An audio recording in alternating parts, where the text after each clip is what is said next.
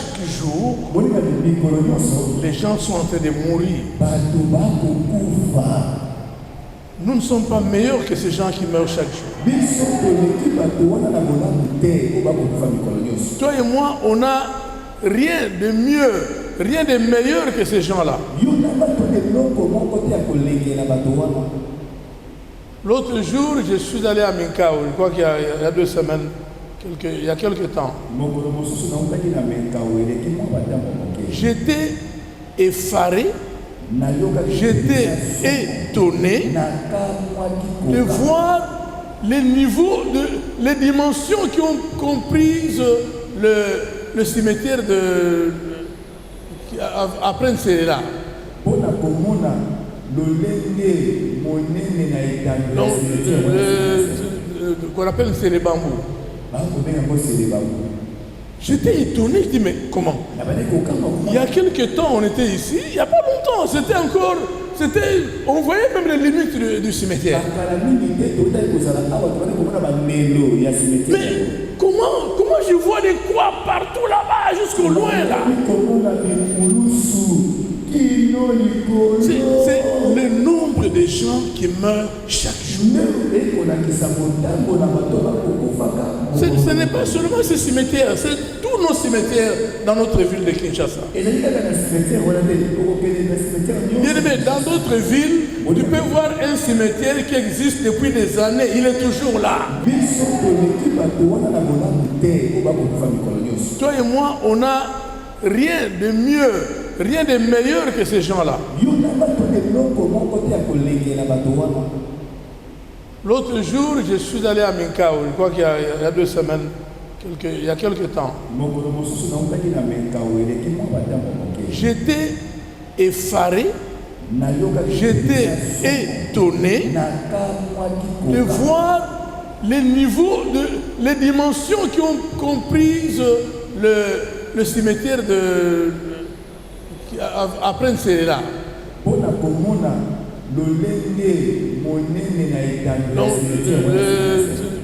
qu'on appelle Nserebambou. J'étais étonné, je dis mais comment? Il y a quelques temps on était ici, il n'y a pas longtemps, c'était encore, on voyait même les limites du cimetière. Mais comment je vois des croix partout là-bas, jusqu'au loin là?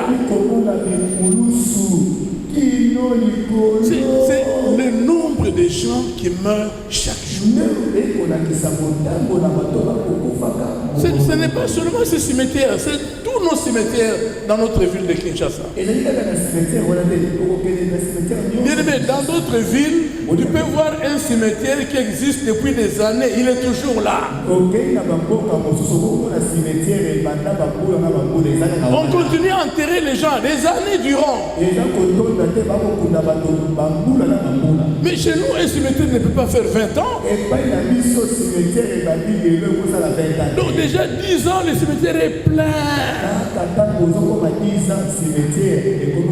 Les gens meurent beaucoup de gens. Mais si toi et moi nous avons ce souffle, c'est une faveur de Dieu. À chaque réveil, il faut lui témoigner ta reconnaissance. Il faut dire merci mon Dieu. Seigneur, merci pour le souffle que tu me redonnes. Merci pour la santé. Mais le fait d'être assis ici, c'est une grâce de Dieu. Je dis Seigneur, merci de ce que tu m'as choisi. Que je sois parmi ceux qui doivent t'adorer aujourd'hui. Que je sois parmi ceux à qui toi tu vas parler ce matin. Amen. Que le Seigneur soit loué. Je voudrais qu'il te bénisse abondamment. Et je voudrais que le Seigneur bénisse les bien-aimés qui nous suivent sur les réseaux sociaux. Vraiment qu'il vous fasse beaucoup de bien. Surtout que ce matin, nous commençons ensemble un grand service d'enseignement. Ce sera une quinzaine qui est baptisée la quinzaine des initiatives et des opportunités.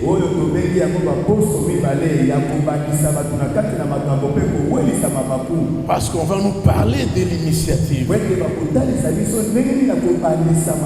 On va beaucoup nous parler de l'initiative et même des opportunités que Dieu nous donne.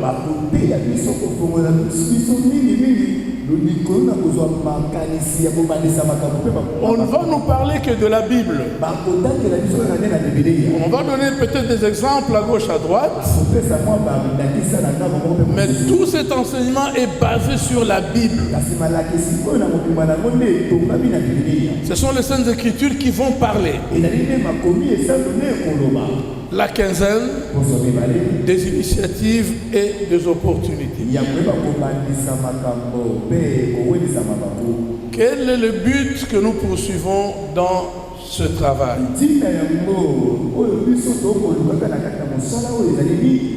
Le thème qui est exploité, il est sur le tableau. Va vers la fourmi pour apprendre. On nous envoie vers la fourmi. C'est pas moi. C'est la parole de Dieu qui nous envoie, toi et moi, vers la fourmi. La fourmi qui rampe au sol. Aujourd'hui, là, la parole de Dieu nous envoie vers la fourmi. Va là-bas. Va vers la fourmi. Il va t'apprendre des choses. Amen. Et alors, quel est le but que nous poursuivons? Dans ce travail, la parole de Dieu va nous apprendre qu'il faut pour chaque homme vivant sur la terre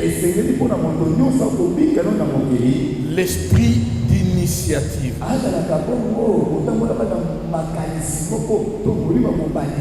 L'esprit d'initiative. Il faut initier le travail. Et on va aller vers la fourmi apprendre comment initier le travail.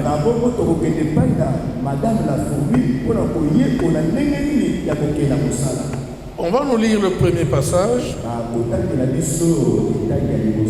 C'est dans Proverbe, chapitre 6, versets 6 à 8.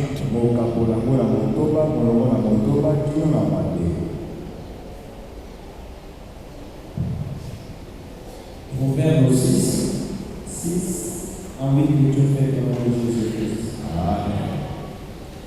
Va vers la fourmi, paresseux, considère ses voies et deviens sage.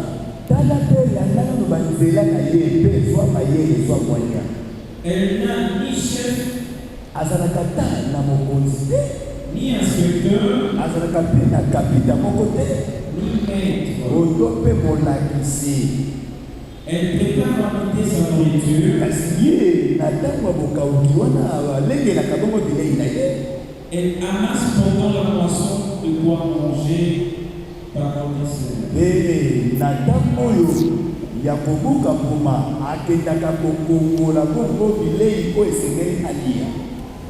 Amen. Alléluia.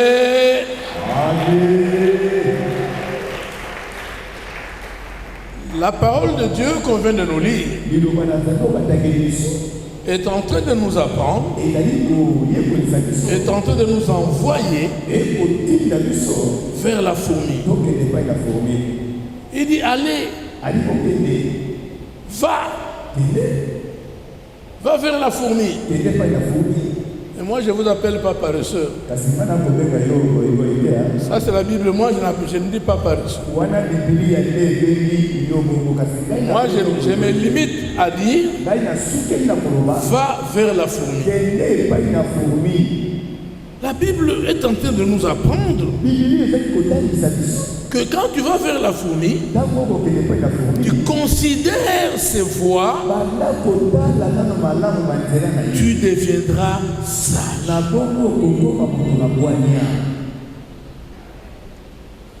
Vous savez, Salomon qui a écrit ce livre de Proverbes, c'était un grand observateur. Le roi Salomon observait toute la création de Dieu. Il observait les hommes. Il observait les animaux. Il observait les arbres. Il tirait des enseignements de toutes ces observations qu'il faisait. C'est pourquoi la Bible dit, la nature elle-même ne vous enseigne-t-elle pas? La nature ici, la nature que Dieu a créée. La Bible nous dit que la nature doit nous enseigner. Et Salomon était le premier à comprendre ces choses. Il allait observer,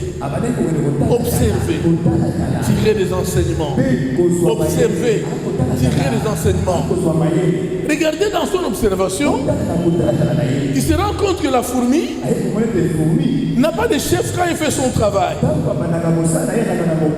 Il n'a ni chef, ni inspecteur, ni maître. Le chef, c'est celui qui donne le boulot, qui oriente, fait ceci, fait cela. Et l'inspecteur, c'est celui qui vient contrôler le travail, pour voir si le travail a été bien fait. Si ce travail-là peut donner de bons résultats. Le maître, évidemment, c'est celui qui apprend comment faire le travail. Mais les fourmis n'ont rien de tout ça. La fourmi plutôt n'a rien de tout ça. Mais au moins, il fait son travail et ça porte le fruit. La Bible dit, elle amasse.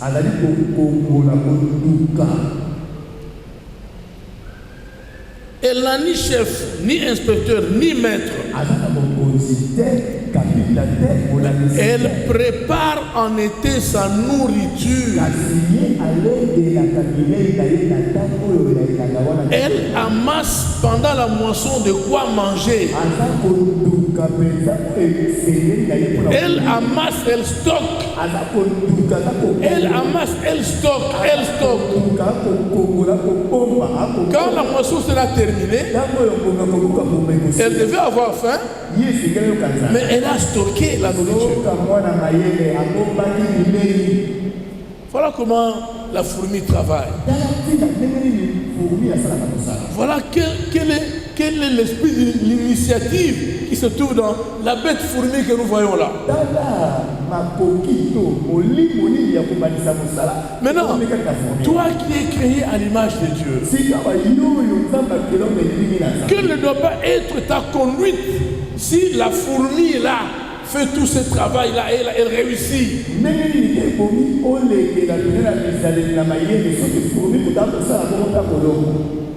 Amen. Amen, amen. Nous avons dit qu'on va tout lire dans la Bible. Ce n'est pas moi qui parle, c'est la Bible qui va parler pour nous aider à avoir de l'initiative dans notre vie. Bien aimé, il n'est pas normal qu'un homme créé par Dieu reste comme ça à ne rien faire. Il n'est pas normal qu'un chrétien reste sans rien faire. C'est pas normal. Le chrétien doit faire quelque chose. Aujourd'hui, évidemment, il y a un refrain qui revient sur toutes les lèvres. Surtout à Kinshasa. Misa les ate. Misa les ate. Misa les ate. Je suis d'accord avec toi qu'il n'y a pas beaucoup d'entreprises dans notre pays. Je suis d'accord avec toi. Mais est-ce que c'est la raison pour laquelle tu dois rester sans rien faire? Là, ce n'est plus normal. Il n'y a pas beaucoup d'entreprises, ok? Mais crée ta propre entreprise, non? Oh, mon Wezat. Mais la fourmi, qu'est-ce qu'elle fait? Qui a donné l'argent à la fourmi? Mais elle travaille, non? Qui lui a donné l'argent? C'est ça le problème. Bien aimé, notre pays est c'était un demi-continent. Il y a de l'espace à perte de vue. Il y a des espaces partout. Et comme si cela n'était pas assez, les sols qu'on nous a donnés est un sol plus que fertile. Si nous tous ici, nous prenons la décision que nous allons faire les champs, mais 2 ans après, on aura plein de jeeps et de véhicules ici. 2 ans après, on aura plein de jeeps ici. Mais quand les gens restent à ne rien faire et en train de dire que Dieu va nous bénir, non, mais non. Tu risques de beaucoup rêver et un jour, malheureusement, tu te réveilles de ton sommeil. Hein. Dieu bénit le travail. Dieu bénit notre travail. Mais toi, tu ne veux pas travailler. Tu ne veux rien faire. Tu ne veux rien entreprendre. Bon, Dieu va bénir quoi? Il va bénir le vent. Il va bénir le repos. Il va bénir le sommeil. Il va bénir quoi? Amen. On va nous lire. On est toujours chez Salomon. Proverbe 14. Verset 23.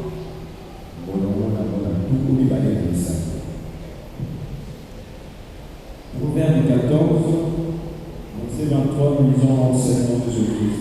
Amen. Tout travail procure l'abondance.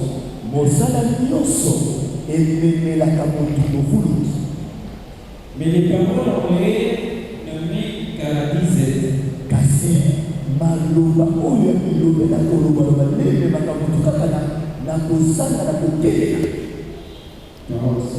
Tu vas nous préparer Deutéronome 28 et tu liras du 12e au 14e. Tout travail produit l'abondance. Bien aimé, quand nous parlons là, c'est vrai que tout ce que nous sommes en train de dire là est valable pour tout le monde,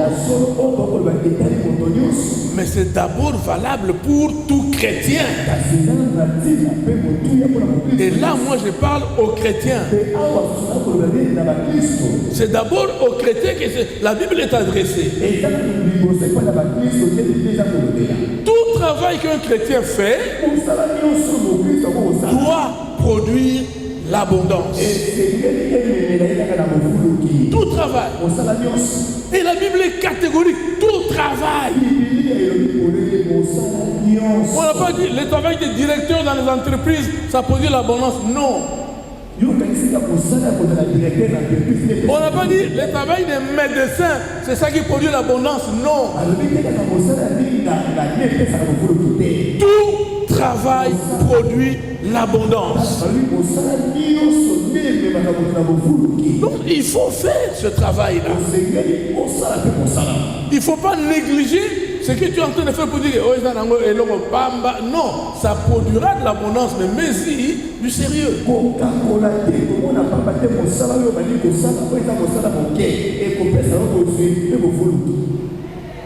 Tout travail produit l'abondance. Et si nous sommes conscients de cette réalité, on ne va négliger aucun travail. On entreprendra tout ce qu'on peut entreprendre. Qu'il soit un travail de champ, ou une cabine téléphonique, ou tout ce que vous voulez là. Tout travail produit l'abondance. Amen. Regardez, quand on parle de la fourmi, le résultat du travail de la fourmi, c'est l'abondance. Il ne meurt pas de faim. Évidemment, tu vas dire, mais la fourmi elle est tellement mince qu'on ne sait pas si elle a maigri, de faim ou si... Mais au moins, elle vit. Elle vit, elle est dans son abondance, d'après ce que Dieu lui a donné comme travail. On continue, on nous lit dans Deutéronome 28, 12 à 14.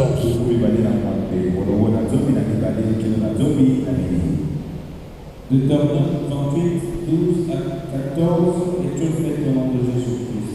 Amen. L'Éternel t'ouvrira son bon trésor.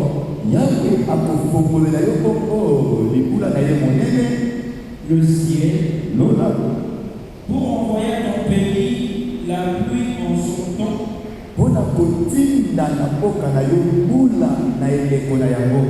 Et pour bénir tout le travail de tes mains.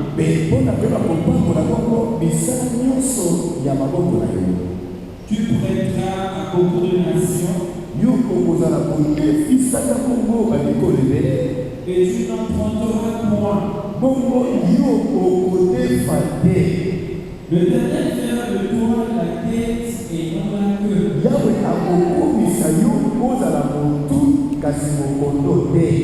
Tu seras toujours en haut et tu ne seras jamais en bas.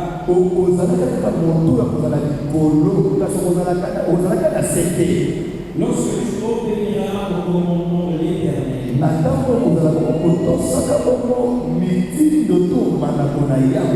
ton Dieu, que je te prescris aujourd'hui, lorsque tu les observeras et le mettras en pratique, et que tu te tourneras ni à droite ni à gauche de tous les commandements que je vous donne aujourd'hui, pour aller au pied de notre Dieu et pour le servir.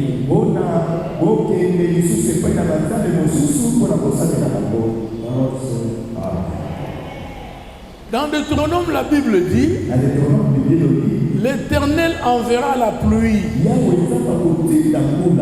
et il bénira tout le travail de tes mains. Bien aimé, il y a plusieurs passages dans la Bible, on ne saura pas tout lire. Il y a plusieurs passages où Dieu parle de bénir le travail de nos mains, de bénir notre travail. Il te prêtera, mais tu ne vas pas emprunter. C'est écrit dans toute la Bible. Évidemment, le sous-bassement de tout ça, on verra pendant la semaine, c'est craindre Dieu, c'est marcher dans ses commandements. Mais parmi ces commandements, parmi la parole là que nous devons, à laquelle nous devons obéir, il y a aussi la parole qui nous envoie travailler. Que nous venons de lire, on est en train de lire et on va continuer à lire. Quand la Bible nous demande d'obéir à la parole de Dieu, c'est toute cette parole-là. Ce n'est pas seulement fuir l'impudicité. Non, il y a aussi ça. C'est aussi la parole de Dieu. D'aller travailler. Et que l'Éternel bénira le travail de tes mains. C'est la parole de Dieu. Et si on ne travaille pas, Dieu bénira quoi? Amen. La Bible dit que celui qui ne travaille pas, il fasse quoi? Qui ne mange pas non plus. Bon, maintenant, qui va accepter de ne pas manger ici?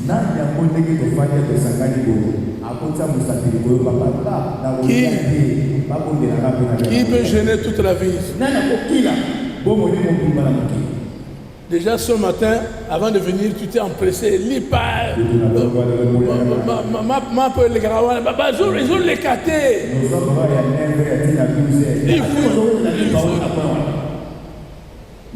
Parce que il faut manger.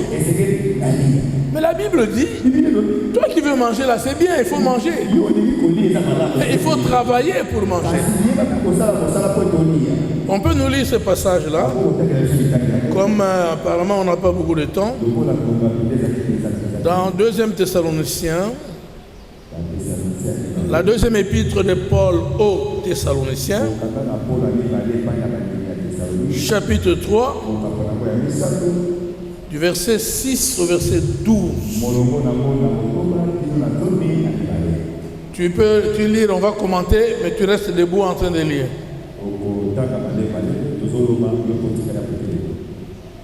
2 Thessaloniciens 3, 6 à 12 et 13. Nous recommandons, frères, au nom de notre Seigneur Jésus-Christ, de vous éloigner de tout frère qui vit dans le désordre.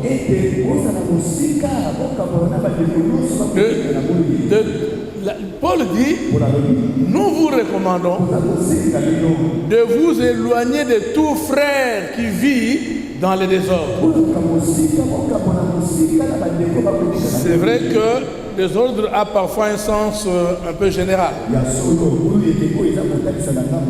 Mais vous comprendrez avec la lecture que le désordre dont Paul parle ici, c'est qui goy-goy. Les gens qui ne veulent pas travailler, il appelle ça désordre, et tu vas comprendre ça. C'est bon. Et nous, selon les instructions que vous avez reçues de nous,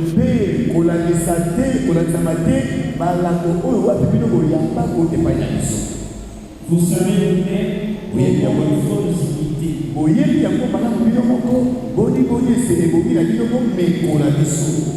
Car nous n'avons pas venu parmi vous dans le désordre.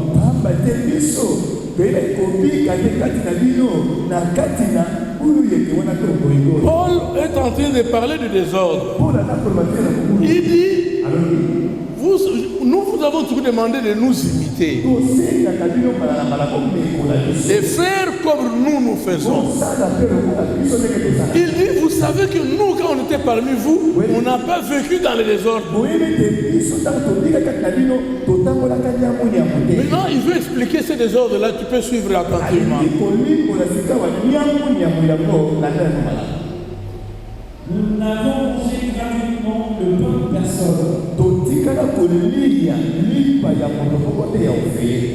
Mais dans le travail et dans la paix, nous avons été nuit et jour à l'œuvre. Il dit ceci. nous n'avons mangé gratuitement le pain des personnes. Là, il a été un peu fort. Hein? Il est allé un peu trop fort là. Parce que je ne comprends pas pourquoi il peut appeler ça manger gratuitement. Mais c'est le seul mot qui convient dans le contexte dans lequel on se trouve. Il dit, nous n'avons mangé gratuitement le pain des personnes.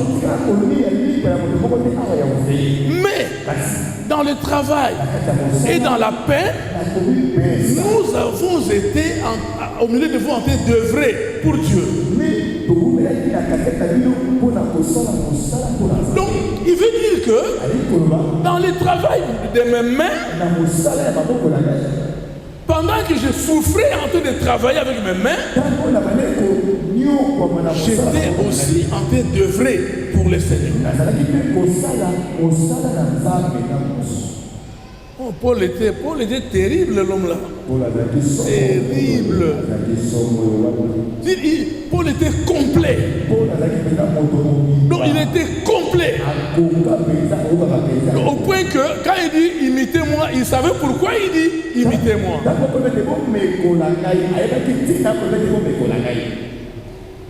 Il est en train de demander, vous savez, vous devez nous imiter. Regardez comment moi je faisais. Étant dans le travail et dans la peine, j'étais aussi en train d'œuvrer pour le Seigneur. Tu peux continuer.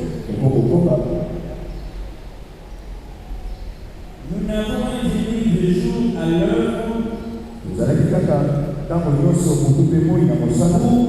charge à aucun de vous.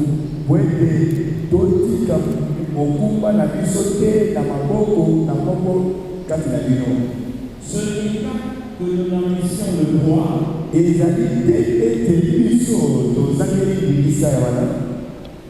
nous avons voulu vous donner en nous-mêmes un modèle à imiter.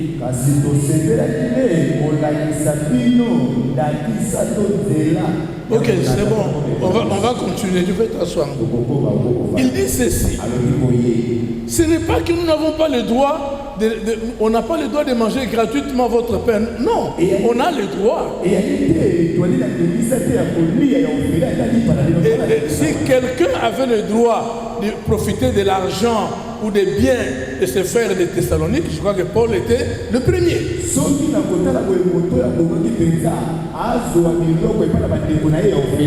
C'est lui leur père spirituel. C'est lui qui a commencé cette œuvre-là. C'est lui qui a souffert pour les exhorter nuit et jour pour qu'ils se maintiennent dans le Seigneur. Il sait qu'il a pleinement le droit de profiter de ce que ces bien-aimés peuvent avoir entre leurs mains. Mais il dit, j'ai fait ça pour vous donner un exemple à suivre. Cela veut dire que c'est ça le bon comportement. L'attitude de Paul là, c'est le bon comportement. Quand il fait ça, il donne l'exemple que tout le monde doit travailler. Tout le monde sans exception. Parce que lui-même a travaillé. Et il continue. Il dit, car lorsque nous étions chez vous, nous vous disions expressément, si quelqu'un ne veut pas travailler, qu'il ne mange pas non plus. Nous apprenons cependant qu'il y en a parmi vous quelques-uns qui vivent dans le désordre.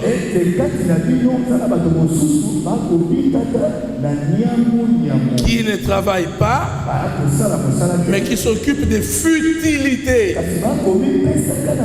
C'est ça le problème du Congolais, du Quinois surtout. Les Quinois s'occupent trop des futilités. Et cette histoire nous suit même dans l'église. On s'occupe des futilités. On s'occupe du football, on s'occupe de n'importe quoi, on s'occupe de calomnier des gens, de médire des gens, de parler mal des gens. Au lieu que tout ce temps-là, on puisse l'utiliser pour produire quelque chose de positif.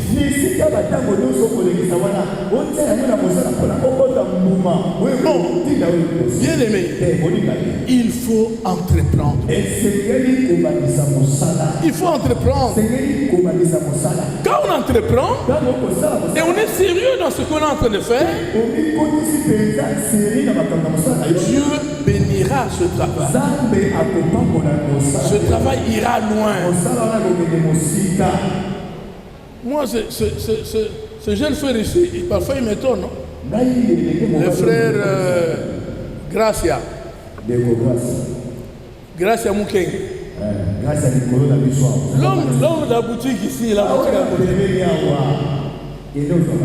Ce frère-là, il vient d'où? Il vient de l'intérieur. Hein? Il vient de la province. Il suit son grand frère ici à Kinshasa. Il se met dans le travail de la boutique, cabine, machin, truc, ceci. Mais aujourd'hui, il est en train d'évoluer. Moi, je reste là-haut, papa. J'ai un colis à amener dans votre bureau. On dit un colis. Bah, ok, c'est bon, amène-moi le colis. Le colis arrive. C'est l'armoire que vous voyez dans mon bureau. L'armoire là qu'on est en train d'utiliser dans mon bureau, ça vient de la boutique là.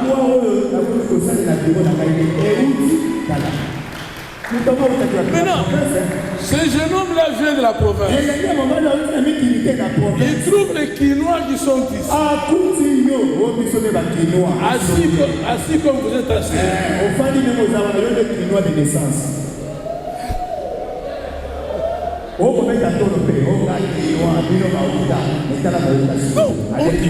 On dirait que il y a que les gens qui viennent de l'intérieur, qui viennent progresser à Kinshasa.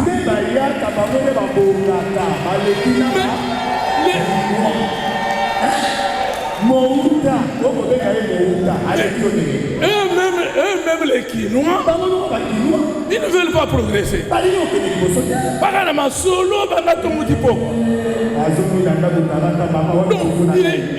Ils sont dans le coin des rues là, tout ça, qui a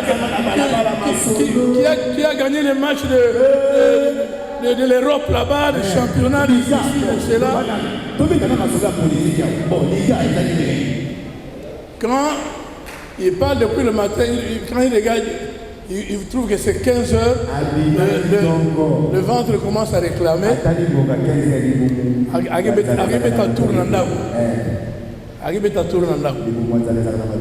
Il demande à sa petite soeur, Alice, c'est comment là-bas?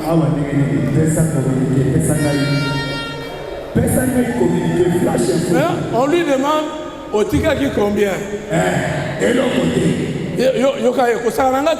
La patron.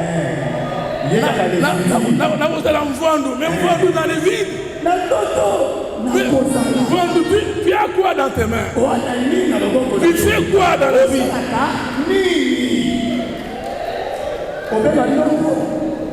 Non, bien aimé. Ces choses-là, c'est sérieux ce que nous sommes en train de dire. Moi, quand je vois les petits gracias là, aujourd'hui, quand je connais quelqu'un qui veut échanger une forte somme d'argent, je n'appelle que lui. Grâce à Dieu, où viens. Que nous ça l'échange.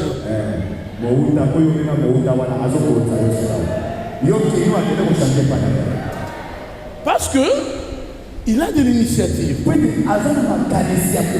Il est en train de faire quelque chose. Il travaille. Et là, demain, quand il sera dans une voiture en train de rouler, il a construit sa maison quelque part. Oh, bon, tout le monde a clarté, mais tu ne verras jamais clair. Tu ne verras jamais clair.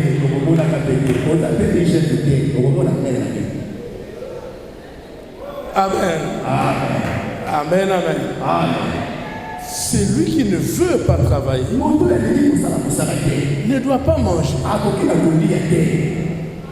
Mais comme toi et moi nous voulons manger, nous devons travailler. Regardez, papa Aaron est là, le prophète Aaron. Il est déjà âgé. Prophète Aaron Boébé. À cet âge-là, il prend l'avion ici. Qui est Kisangani. Na Kisangani, Azumi Tuka, à côté de la place où il va travailler. Il va chercher les diamants.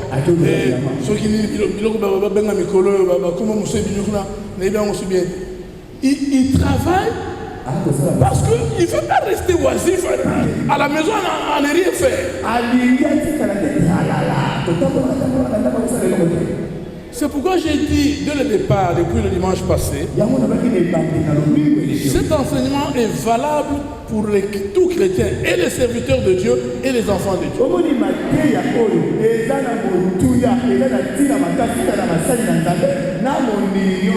L'histoire des temps pleins là, il faut faire attention avec ça. Dieu doit parler. Si Dieu te dit que tu es appelé à temps plein, je suis d'accord, je ne vais pas contredire Dieu. Qui suis-je pour contredire Dieu? Mais maintenant, temps plein, tu le fais dans quelle église? Nous sommes ici les serviteurs, on est à 25, nous sommes sur la liste des gens qui attrapent la collation à la fin du mois. Nous sommes à 25. La dîme entre, c'est plus ou moins $2000. On doit utiliser presque la moitié ou le tiers pour l'œuvre que nous faisons pour Dieu, les banderoles, les tracts, les machins, les ceci, le cela, les transports des gens, les serviteurs qui viennent nous visiter, tout et tout.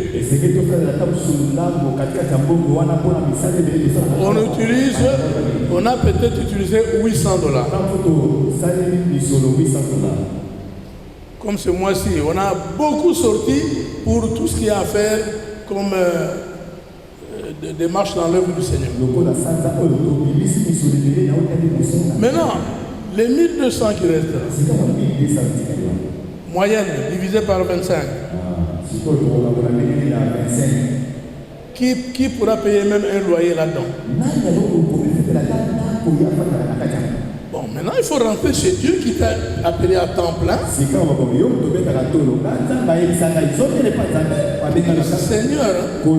je suis à temps plein. Là-bas il n'y a que $50.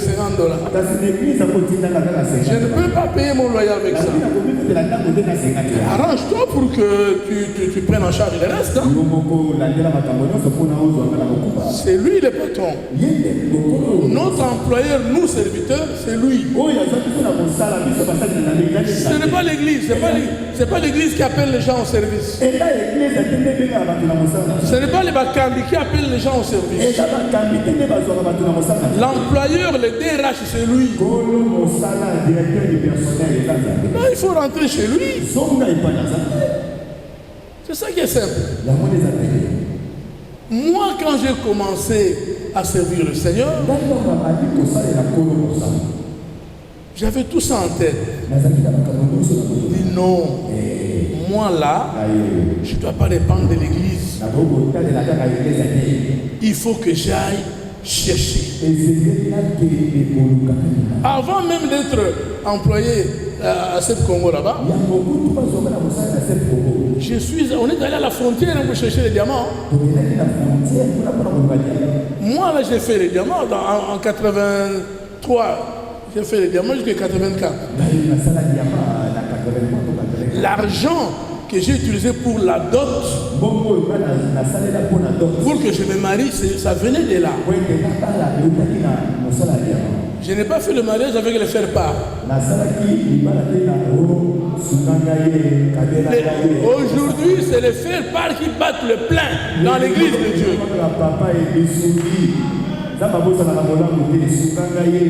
Et dans le faire-part, il met les dates. Hein?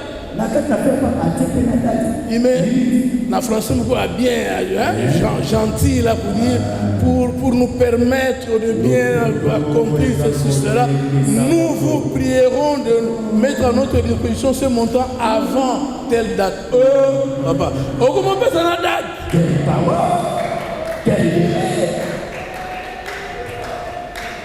Bon, maintenant, tu t'es marié avec le faire-part. Maintenant, le loyer, ça sera aussi le faire-part. Bon, les provisions, c'est le faire-part. Et là-bas, moi, c'est mon rôle de faire-part dans l'église. Non, il faut décourager cette pratique-là. Ça, il faut décourager ça.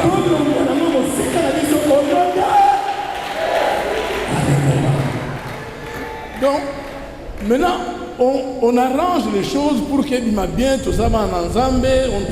Nous devons nous entraider à la Pentecôte. Nul ne disait que c'est bien lui appartient en propre. Avec le verset à la prime acte. Bien-aimés, travaillons. Que chacun de nous fasse quelque chose. Et Dieu bénira ce travail. Dieu bénira notre travail. Il n'attend que ça. Bien-aimé, il n'attend que ça. Moi, je vous ai donné l'exemple ici de ce que moi j'ai trouvé en prison de Makala. Il y a plusieurs années, celui de 2000 combien. On va à Makala visiter les prisonniers, leur amener un peu de bouffe, avec le groupe de mamans qui m'ont accompagné, et leur prêcher la parole du Seigneur, évidemment. Après avoir prêché, c'était la distribution de pain, de savon, de sucre. Mais il y avait un colonel, parce que le pavillon qu'on a visité là, c'était des condamnés à mort. Il y avait un colonel, je peux même citer son nom comme il n'est plus de ce monde, le colonel Alamba, que beaucoup connaissent. Il était dans ce pavillon-là. Il est venu m'aborder. Il dit, papa, est-ce qu'il y a moyen d'aller prier dans ma cellule? Il n'y a aucun problème. J'ai prié maman Kapi, maman Annie. On est allé dans sa cellule. On a prié pour lui. Et on est ressorti. Comme la visite était terminée, lui et leur berger, le berger de leur groupe de prière du pavillon là, ils venaient nous accompagner jusque vers la sortie. Moi, cette histoire, ça m'a toujours choqué. Avant qu'on atteigne la sortie, on a vu plusieurs plaques-bandes de légumes. Et lui, le colonel, me dit, papa, vous voyez ces plaques-bandes là? C'est moi qui ai planté ça. Il y en a 10. Il dit chaque fois quand ça vient à ma maturité, je fais le travail, je coupe les légumes, je vends et j'envoie l'argent à la maison pour que ça puisse aider les enfants à la maison. Quelqu'un qui est en prison. En prison, il n'y a pas beaucoup d'espace. Il n'a même pas de liberté lui-même. Mais il est en train de nourrir ceux qui sont restés à la maison en liberté. Pendant que nous ici on est en liberté, avec tout l'espace que Dieu nous a donné ici, on dit que Misala Ezad. Misala.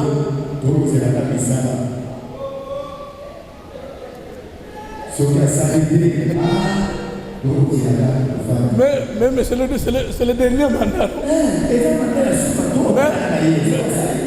Ceux qui apprécient le problème, ce n'est pas là-bas, ce n'est pas la politique. Notre problème, ce n'est pas la politique. Nos regards ne doivent pas être vers les politiciens. Dieu nous a déjà beaucoup donné. Il nous a donné la liberté. Il nous a donné la force. Il nous a donné l'intelligence. Il a donné même l'espace.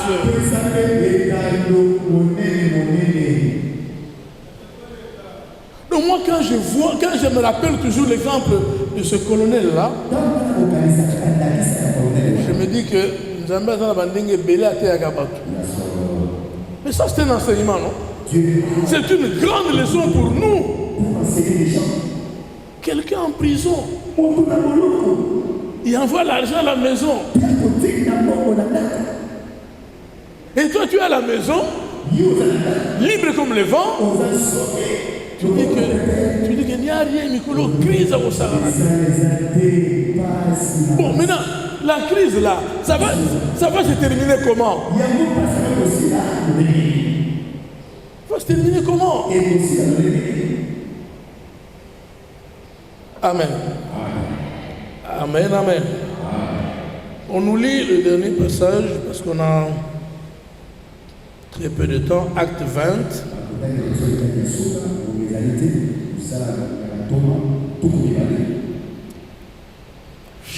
Chapitre 20, verset 33 à 35.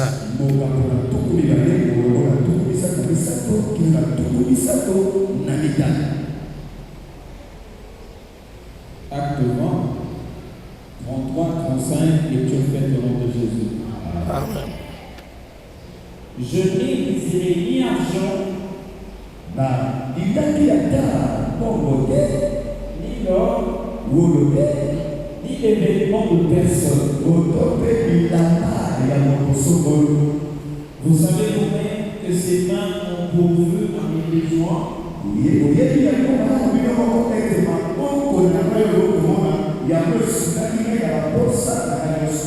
Et à ceux de personnes qui étaient avec moi. Je vous ai montré de toute manière que c'est en travaillant ainsi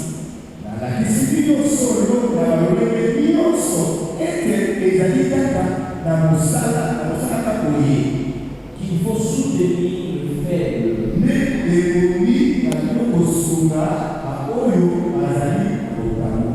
Et se rappeler les paroles du Seigneur qui a dit lui-même il y a plus de bonheur à donner qu'à recevoir.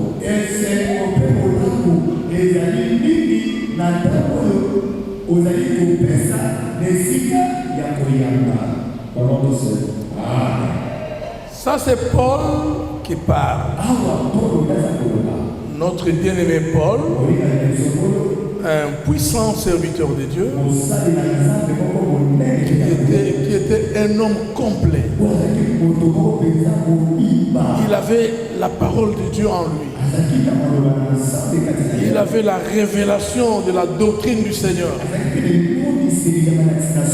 C'est lui qui nous nous a transmis la majorité des choses que nous sommes en train de faire aujourd'hui à l'église.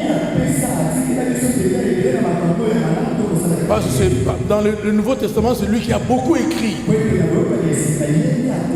Il a écrit le plus grand nombre des épîtres. L'apôtre Paul, c'est lui qui parle. Moi, si je vous ai dit ce que j'ai fait là, je me suis inspiré de Paul. Mais Paul là, il avait tout, Dieu lui avait tout donné. Mais regardez ce que Paul dit. Il dit, j'étais au milieu. Là, il est en train de parler aux évêques responsables de l'église d'Éphèse. La Bible dit dans ce chapitre-là qu'à partir de la ville de Milet, Paul, qui était pressé d'aller à Jérusalem, n'est pas allé à Éphèse, mais il a fait venir les responsables d'Éphèse.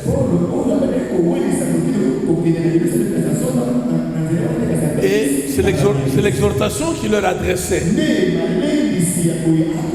Il leur dit, vous savez vous-même que mes mains ici ont travaillé et ont pourvu à mes besoins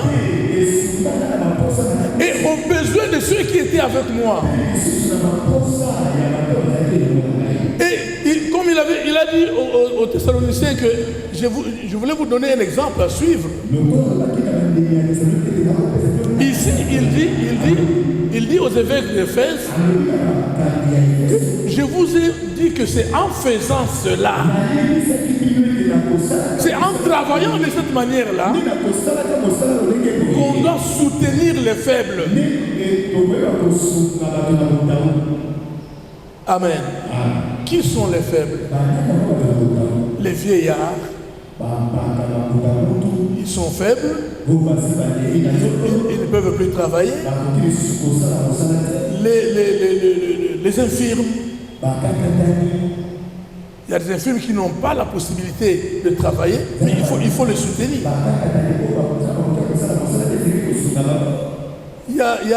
Ici à Kinshasa, à un moment, il y avait des infirmes qui traversaient à Brazza. C'était devenu leur milieu de travail. Et ils faisaient leur commerce parce qu'ils avaient la possibilité de se déplacer. Il y en a qui n'ont même pas ce moyen-là. Il y a des aveugles qui ne peuvent pas se déplacer, qui ne peuvent pas travailler. Toutes ces catégories de gens sont faibles, ou des malades chroniques qui sont faibles. Les orphelins, les veuves, ils sont des faibles. Mais quand chacun de nous produit un travail, on va soutenir les faibles. Il ne faut pas soutenir les gens qui sont forts. Il n'a pas dit là-bas que pour soutenir les forts, ou pour soutenir tout le monde, mais pour soutenir les faibles. Non, Paul, c'était vraiment un homme complet. Les grands Paul. C'est pourquoi moi, j'ai toujours dit aux serviteurs de Dieu, quand vous parlez de temps plein là, non, Paul là, il ne pouvait pas être à temps plein. Paul là, les grands Paul. Il ne pouvait pas être à temps plein. Il a dit lui-même que c'est mon droit de bénéficier de ce que vous avez. Mais je n'ai pas usé, je n'ai pas voulu user de ces droits pour vous donner un exemple à suivre. Amen. Je vous ai dit ici quel était mon parcours. En 83, quand je vais faire ce commerce-là à la frontière, 84, je reviens. le Seigneur me parle. Ce n'est même pas en vision. Moi, le plus souvent, c'est en inspiration qu'il me parle. Je reçois une inspiration, je reçois une conviction et je mets les choses en pratique. J'ai dit à mon frère aîné avec qui on est parti à la frontière que je vais te laisser seul. Quand on rentre à Kin, après avoir fait le marché, je vais chercher le boulot à Kin. Même lui, il était étonné. Il dit, oh, mon cher frère, mais ma cambier au Sala et Simba. On a commencé avec 12 500 zaïrs de l'époque. Premier marché, on a 60 000 zaïrs.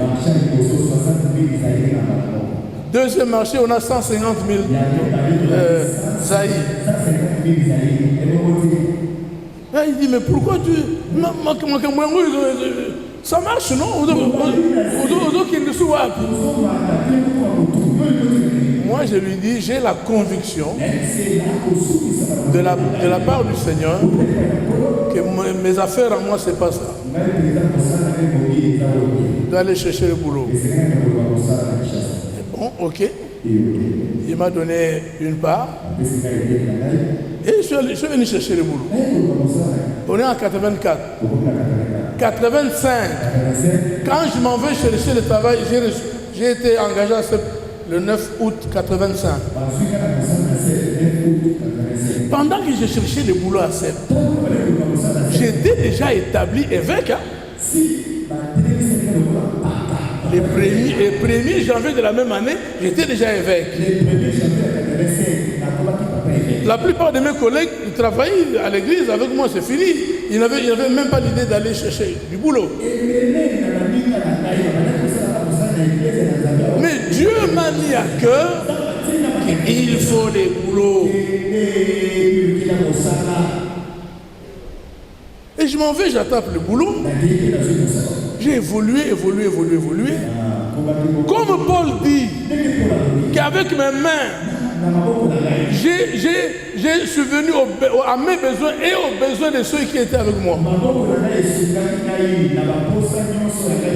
Avec mon salaire, j'ai payé pendant plusieurs années les loyers des gens, et serviteurs et fidèles, ici.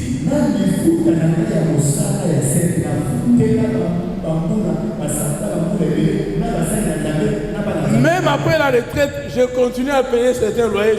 Je le dis juste pour vous édifier. Je n'ai pas besoin de citer les noms des gens.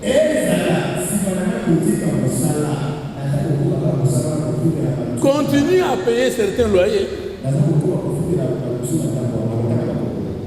Donc, la Bible est en train de nous parler que nous avons reçu de la part du Seigneur l'instruction de travailler, de toujours travailler.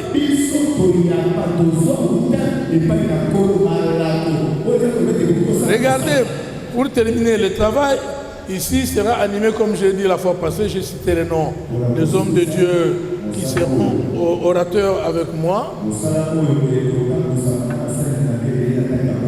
Le pasteur Samuel Ilunga, de Kimbanseke, l'évangéliste Josué Kamwanga de Kindele, l'évangéliste Akasia de Mokali.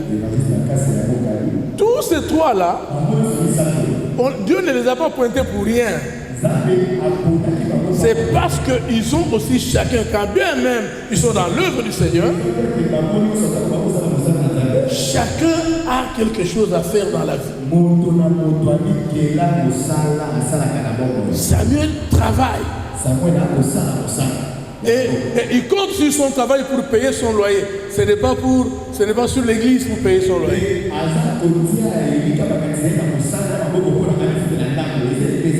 Josué Kamwanga est venu de Mbujimaï.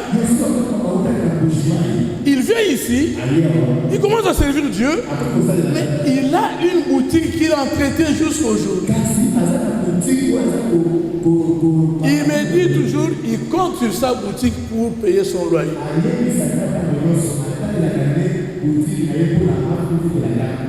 Et il a même réuni les serviteurs de Dieu, ça il nous a dit ici en réunion. Il a réuni les serviteurs de Dieu là où il dirige à Kindele pour dire, mes chers frères, tout le monde doit travailler. Allez-y travailler. Amenez vos dîmes à l'église plutôt que de rester là les bras croisés pour que l'église vous serve.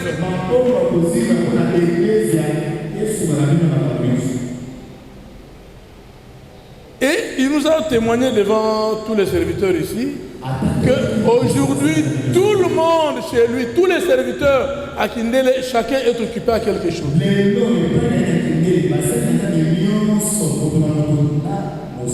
Cela ne veut pas dire que les serviteurs de Dieu n'ont pas le droit de bouffer de votre argent. Ce n'est pas ce que je veux dire.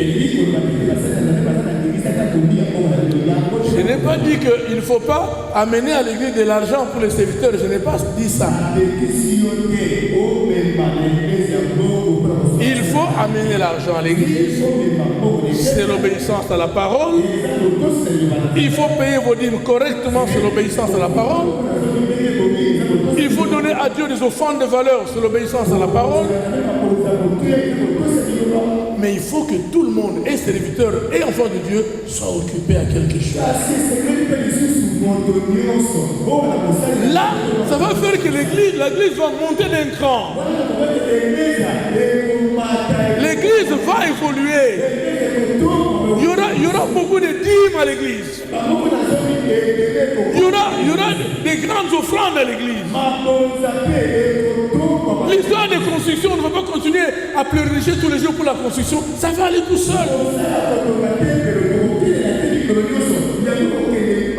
Pourquoi? Parce que tout le monde est occupé à quelque chose. Et si nous mettons les sérieux dans ce que nous faisons, Dieu bénira le travail de nos mains. C'est ce que nous avons lu dans la parole. Dieu bénira le travail de nos mains. Amen. La semaine, on va continuer là-dessus. Que le Seigneur vous bénisse.